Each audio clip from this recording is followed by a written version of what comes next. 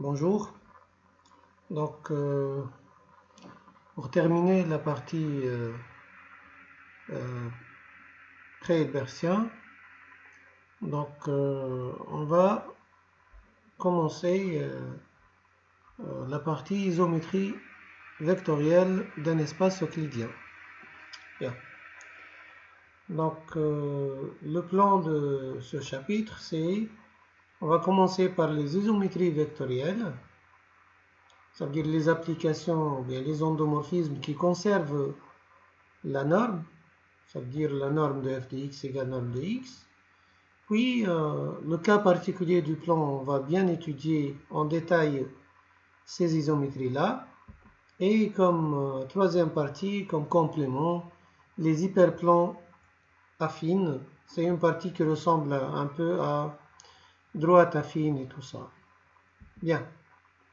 Donc, dans toute la suite, on va considérer un espace euclidien, ça veut dire un espace vectoriel réel de dimension finie, muni d'un produit scalaire, ou bien un espace pré-hilbersien de dimension finie. Bien. Donc, un endomorphisme f de E est dit une isométrie vectorielle si f conserve la norme. Qu'est-ce que ça veut dire? Ça veut dire pour tout x dans E, la norme de f de x, c'est la norme de x. Bien. On va noter O de E, l'ensemble des isométries vectorielles.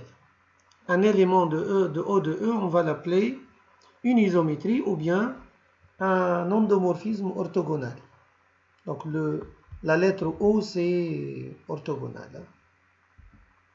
Bien. Proposition. Donc, on a cette équivalence qui est très intéressante. Elle est trop utilisée. Donc, si f est un endomorphisme orthogonal ou bien si f est une isométrie, ça veut dire conserve la norme, c'est la même chose que f conserve le produit scalaire, ça veut dire f de x scalaire f de y égale x scalaire y, ça c'est pour tous les vecteurs de l'espace euclidien E. Et la troisième, c'est que si B est une base orthonormale, je rappelle qu'une base orthonormale, c'est une base telle que les vecteurs sont 2 à 2 orthogonaux et chacun est de norme égale à 1. Ce sont des vecteurs dits unitaires. Bien. Donc, si B est une base orthonormale, alors l'image de la base B, ça veut dire f de E1 jusqu'à f de En, ça reste aussi une base orthonormale. Donc, il y a des exercices. Là où on utilise l'une de ces trois, bien sûr, on utilise la plus proche. Ça dépend des questions. Donc, on va démontrer cette équivalence. Donc, vous voyez que, par exemple, 2 implique 1, ça c'est évident, puisque si je prends y égale à x, on obtient f de x scalaire f de x, ça veut dire norme de f de x au carré égale x scalaire x, ça veut dire norme de x au carré, donc la norme de f de x égale la norme de x. Donc 2 implique 1, ça c'est évident. Bien. Pour 1 implique 2, par exemple. La formule de polarisation, vous vous rappelez bien sûr, ça ressemble un peu au produit remarquable. Donc, f de x scalaire f de y, par la formule l'une des formules de polarisation, c'est 1 quart f de x plus f de y en norme au carré, moins f de x moins f de y en norme au carré. Bien sûr, f est une application linéaire, donc f de x plus f de y, c'est f de x plus y. Et donc, ça fait 1 quart f de x plus y au carré, moins f de x moins y au carré. On a utilisé la linéarité de f. Bien sûr, puisque f vérifie 1, ça veut dire la norme de f de x plus y, c'est égal à la norme de x plus y. Et donc, on obtient 1 quart x plus y au carré, moins x moins y au carré. Et ça, par la formule de polarisation, c'est égal à x scalaire y. Donc, f de x scalaire f de y égale x scalaire y. Donc, on a démontré 2. Maintenant, 2 implique 3. Bien sûr, norme de f de i égale norme de i, puisque 2 ou 1 c'est la même chose. Donc f est une isométrie. Et donc, puisque norme de i égale 1, donc f de i est de norme 1. Et bien sûr, f de i scalaire f de ej d'après 2, c'est ei scalaire ej si i différent de j. Et donc, ça fait 0. Et donc, on a démontré que la famille f de ei est une famille orthonormale de cardinal n. Donc, c'est une base orthonormale de E. Enfin, 3 implique 1. Donc, si je prends x égale la somme des alpha i ei, avec alpha i, c'est ei scalaire x. Ça on a bien écrit dans le chapitre précédent. Et donc, d'après Pythagore, la norme de f de x, si je calcule f de x, ça fait la somme des alpha i f de i. Donc, la norme de f de x au carré, c'est la somme des alpha i f de ei, le tout au carré. Et là, j'utilise Pythagore, puisqu'ils sont 2 à 2 orthogonaux. Et donc, c'est la somme des alpha i au carré, norme de f de i au carré, qui vaut 1. Ça fait la somme des alpha i au carré. Et norme de x au carré par Pythagore aussi, ça fait la somme des alpha i au carré. Donc ça fait la norme de x au carré. Donc la norme de f de x égale norme de x, d'où la première. Bien. Donc O de E, l'ensemble des endomorphismes orthogonaux ou bien des isométries, est un sous-groupe de GL de E, appelé le groupe orthogonal de E. On va démontrer ça. Bien sûr, f est bijectif puisque ça transforme une base en une base. Hein. Donc, soit f appartenant à O de E, si x appartient à quel f, alors f de x égale 0. Donc, norme de f de x égale 0. C'est égal à norme de x puisque c'est une isométrie. Et donc, x égale 0. Donc, on justifie facilement que f appartient à GL de E, bien que, d'après la proposition précédente, f transforme une base en une base. Donc, f est aussi dans GL de E. Donc, on montre l'inclusion de O de E dans GL de E. L'identité, c'est une isométrie. L'identité de x, c'est x. Et donc, ça appartient au de E. Donc, O de E est non vide.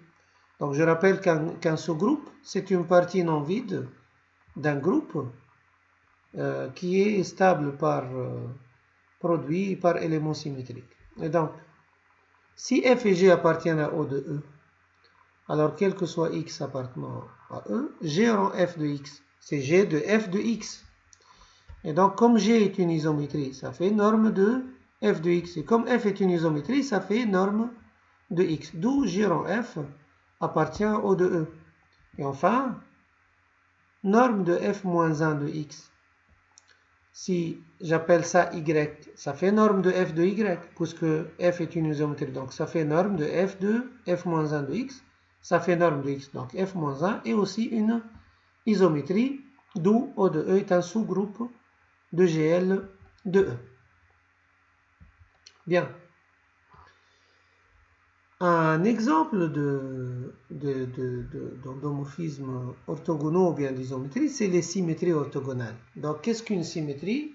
On dit que S est une symétrie orthogonale de E si ker de S moins l'identité et ker de S plus l'identité sont deux sous-espaces vectoriels orthogonaux. Nous, on sait qu'une symétrie, par définition, c'est un endomorphisme qui vérifie S rend S égale l'identité de E. Et on sait que E est somme directe de ker de S moins l'identité et ker de S plus l'identité. Et on sait aussi que c'est la symétrie par rapport à ker de S moins l'identité et parallèlement à ker de S plus l'identité. Donc, si ces deux sous-espaces supplémentaires sont orthogonaux, la symétrie est dite une symétrie orthogonale. Donc ici, vous voyez, ça c'est pratiquement ce plan-là, ça c'est à titre d'exemple. Ce plan, c'est ker de S moins l'identité, c'est ça. Et cette droite-là, orthogonale, c'est ker de S plus l'identité. Et si vous avez un vecteur U, vous le projetez là. Et puis, le symétrique, c'est celui-là. Donc, vous voyez que c'est ce que pratiquement une symétrie orthogonale. Donc, la proposition, donc, on prend S appartient à L de E et P égale à 1 demi S plus l'identité. Alors, S est une symétrie orthogonale si seulement si P est un projecteur orthogonal. On a parlé des projecteurs orthogonaux, Mais ce n'est pas un endomorphisme orthogonal, les projecteurs, puisque ce n'est pas bijectif. Mais S, oui. Bien. Bien sûr, on a P rond P, c'est 1 quart, S rond S. Bon, on calcule ça. Rond, ça fait 1 demi fois 1 demi. Ça fait 1 quart. S plus l'identité rond, S plus l'identité, ça fait S au carré plus 2S plus l'identité. Mais puisque S rond S égale l'identité, ça fait 2S plus 2 identités divisé par 4, ça fait P. Et S rond S aussi, ça fait l'identité de E. Donc on vérifie que si l'une est une symétrie, l'autre est un projecteur. Mais donc S est une symétrie si seulement si P est un projecteur. Qu'est-ce qu'on fait maintenant? De plus, ker de S plus l'identité, c'est lui-même ker P. Puisque P c'est S plus l'identité divisé par 2. Ils ont le même noyau. Et ker de S moins l'identité, c'est ker de P moins l'identité aussi, c'est lui-même in P. Et donc nous on sait que P est un projecteur orthogonal si seulement si ker P et in P sont orthogonaux. Ça veut dire que ces deux-là sont orthogonaux. Bien. Toute symétrie orthogonale est un automorphisme orthogonal. Donc les symétries orthogonales sont des endomorphismes ou bien des automorphismes orthogonaux. Donc la démonstration, donc si je considère S une symétrie orthogonale, quel que soit X, si vous voulez, si on revient un peu en arrière pour voir le graphe, on peut voir mieux. Où est-ce qu'on a vu ça? Voilà, c'est ça. Donc on revient. Donc si vous avez U là, sans projeter là c'est P de U, et sans projeter là c'est P sur, le projeté sur D de U. Donc vous voyez que U c'est ce vecteur plus celui-là. Donc d'après Pythagore, la norme de U au carré c'est la norme de ce vecteur là P de U au carré plus la norme de ce vecteur là au carré. Mais le symétrique, vous voyez que ce vecteur et celui-là sont opposés. Donc la norme de S de U au carré, vous voyez que c'est la norme de P de U au carré plus celui-là au carré. Donc c'est la même norme. S de U et U sont de même norme, la symétrie orthogonale. Donc nous, on va justifier juste ça. Bien. Donc on va justifier le résultat. Donc soit S une symétrie orthogonale. Donc quel que soit X appartenant à E, E se décompose X1 plus X2.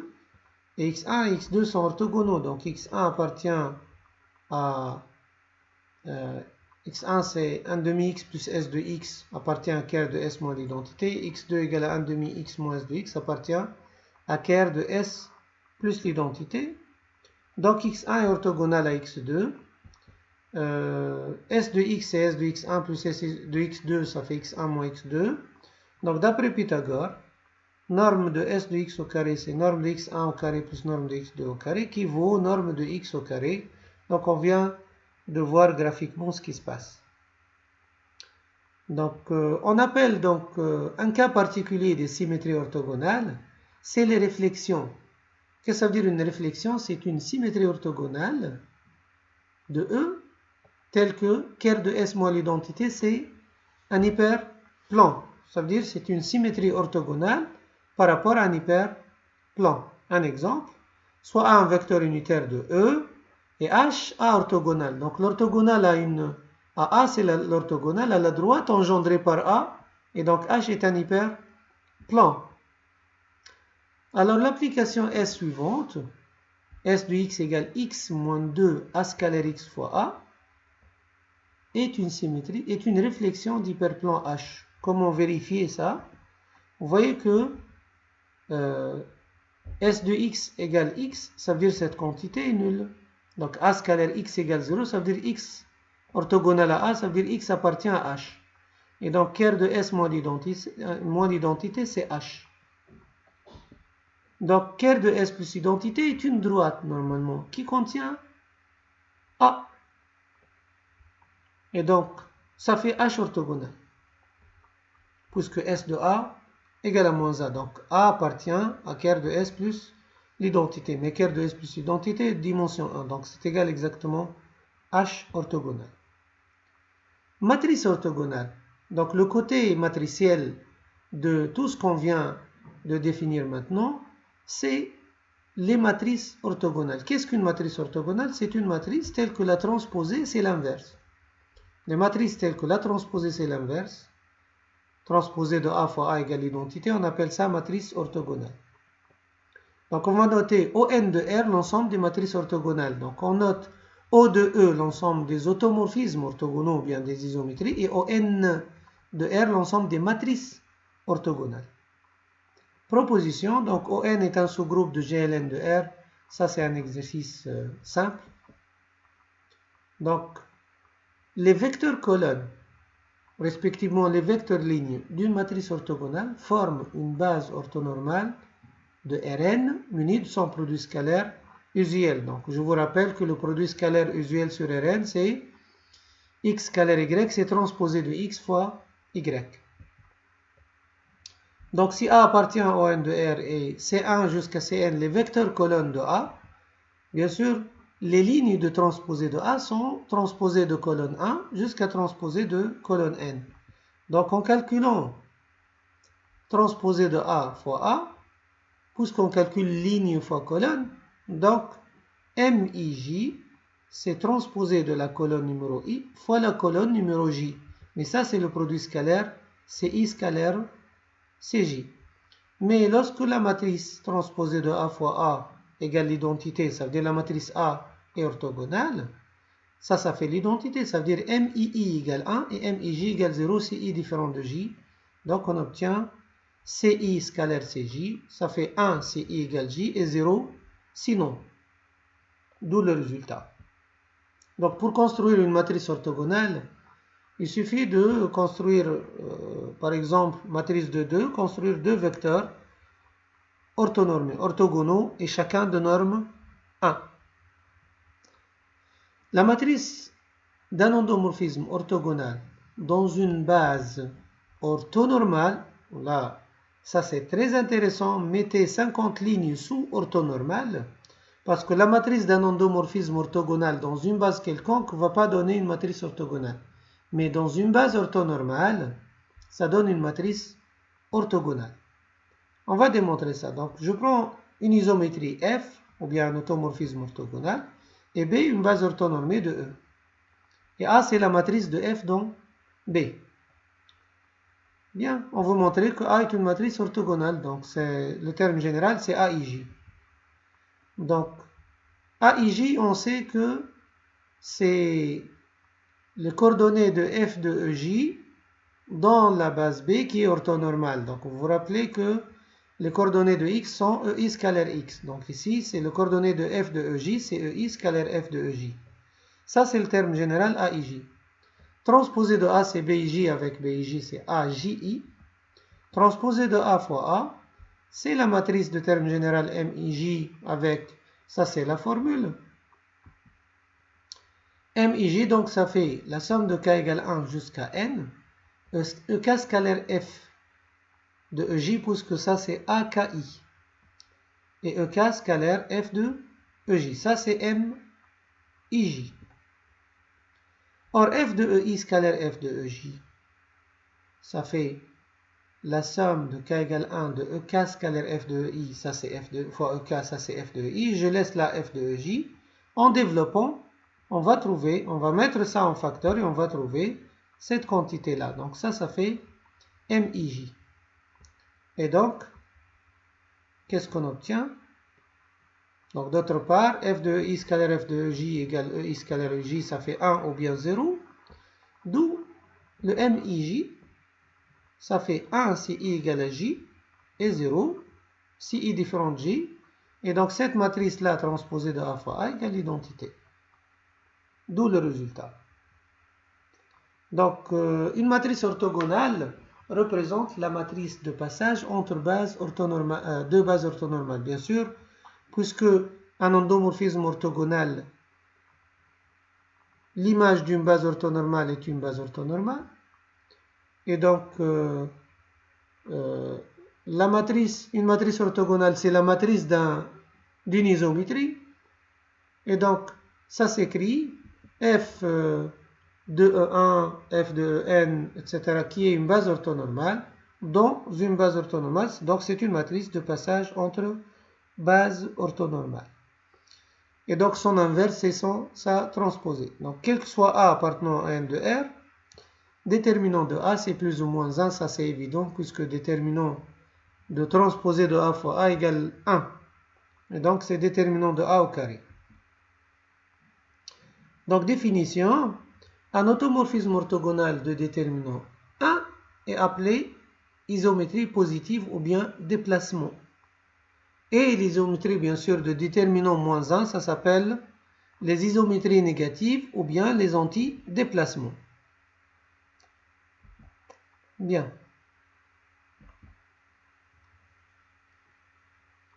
Le groupe spécial orthogonal. Donc, puisque par exemple, O de E, il y en a des endomorphismes de déterminant 1 et de déterminant moins 1. Si on considère les endomorphismes de déterminant 1, les endomorphismes orthogonaux, ou bien les isométries de déterminant 1, lui-même, ça fait un sous-groupe de O de E qui s'appelle le sous-groupe spécial orthogonal, tout simplement. Donc, SO de E, c'est l'ensemble des endomorphismes orthogonaux de déterminant 1, et SON de R, c'est l'ensemble des matrices orthogonales de déterminant 1. Proposition, SO de E est un sous-groupe de O de E et SON de R est un sous-groupe de ON de R aussi. Ça, c'est évident. Bien. Donc, on s'arrête là.